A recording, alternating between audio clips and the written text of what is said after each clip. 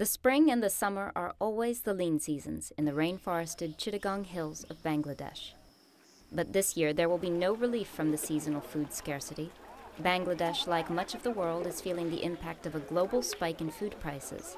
And to make matters worse, almost 90% of these villagers' crops have been decimated by rats, a plague that last ravaged the countryside 50 years ago.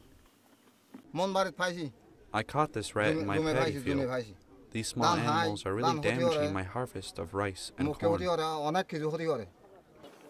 With 130,000 people facing severe shortages, UNICEF and the World Food Program are distributing emergency rations of rice, salt, cooking oil, and for the children under 5, most susceptible to malnutrition, fortified biscuits.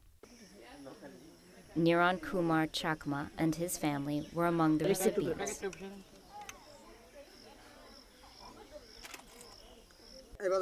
This year the rats came and attacked my field.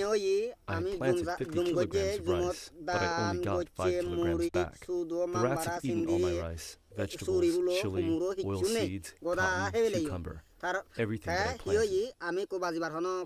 Individuals affected by the rat-rodent crisis are being obliged to consume wild food, which are not very nutritious and we don't even know the effects. We're taking care of providing BP5 biscuits.